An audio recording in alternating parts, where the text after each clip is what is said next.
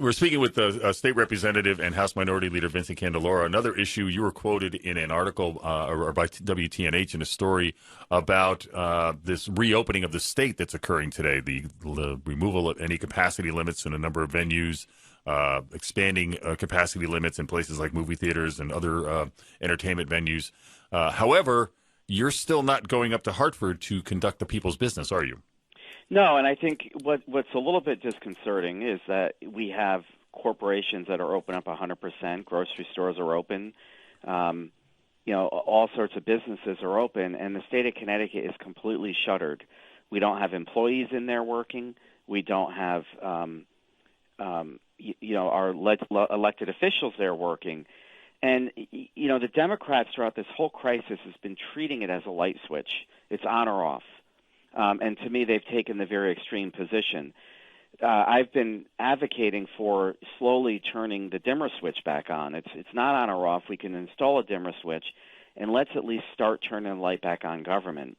Somehow I'm accused of being the extremist and the science denier, and they just want to keep everything shut down until I don't know when. And what we're seeing is there is no transition. The governor's orders are expiring on April 20th. There's a scramble now to figure out how to get out of that mess. And continually what we've advocated for is let's begin reviewing these orders. Let's take baby steps and start moving toward opening up the state of Connecticut. And there's an unwillingness to.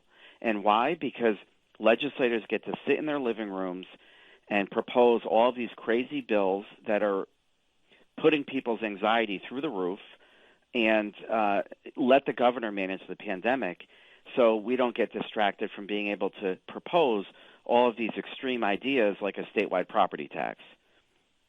Oh, yeah, well, we can talk about that one for all day long. But right. the zoning bills that have been proposed, statewide zoning regulations, the overreach is incredible to me that we've been seeing in this legislative session. Yeah, it's scary. So we have massive bills that have huge overreach onto people's personal freedom. At the same time, the legislature is going to keep government shuttered and in secret. And so philosophically, we all should be very concerned about this. It's not just about getting into the building and showing yourself. It is also about having an open and transparent process and a government that's accountable to the people. And time and again, we don't see that. Our agencies are not responsive on information.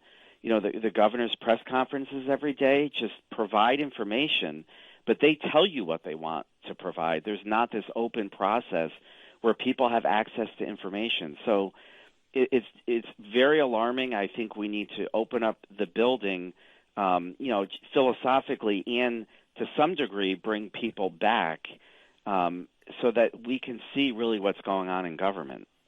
I've just been really surprised that, during this entire time, and obviously it's an essential business, but grocery stores have been open.